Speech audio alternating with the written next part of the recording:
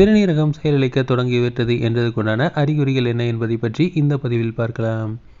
நமது உடலில் உள்ள 2 சிறுநீரகங்களும் தொடர்ந்து செயல்பட்டு இரத்தத்திலிருந்து நச்சுக்கள் மற்றும் அதிகப்படியான நீரை நீக்குகின்றன.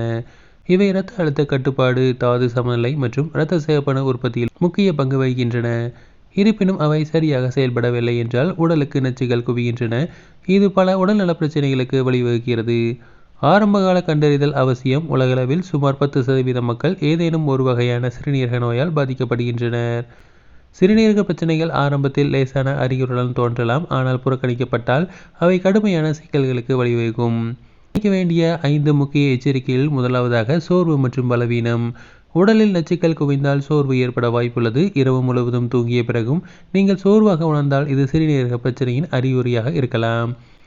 அடுத்ததாக, சிறுநீரகங்கள் அதிகப்படியான திரவத்தை அகற்ற முடியாவிட்டால் கால்கள், கைகள் மற்றும் முகத்தில் வீக்கம் தோன்றும்.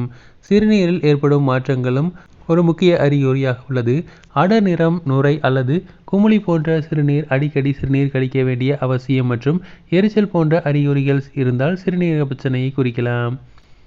அடுத்ததாக, சுவாசிப்பதில் சிரமம். சிறுநீரகங்கள் திரவத்தை வடிகட்டவில்லை என்றால் அது நுரையீரலில் படிந்து சுவாசத்தை கடினமாக்கும். அடுத்ததாக, வறண்ட சருமம், அரிப்பு. இரத்தத்தில் தாதுக்களின் சமநிலையின்மை ஏற்படும் போது சருமம் வறண்டு அரிப்பு ஏற்படும். பொதுவாக சிறுநீரக நோயின் இறுதி நிலைகளில் காணப்படும் அறிகுறியாகும்.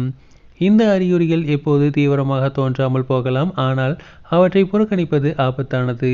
சிறுநீரின் நிறத்தில் ஏற்படும் மாற்றம் மற்றும் சுவாசிப்பதில் சிரமம் போன்றவை இதயம் அல்லது நுரையீரல் பிரச்சனைகளைப் போல் தோன்றினாலும் அடிப்படை காரணம் சிறுநீரகங்களாக இருக்கலாம். எனவே நீங்கள் ஒரு சிறிய மாற்றத்தை கண்டாலும் மருத்துவரை அணுகுவது நல்லது. நோய் மோசமடைவதற்கு முன்பு சிகிச்சையை தொடங்க ஆரம்பகால சோதனைகள் உங்களுக்கு உதவும்.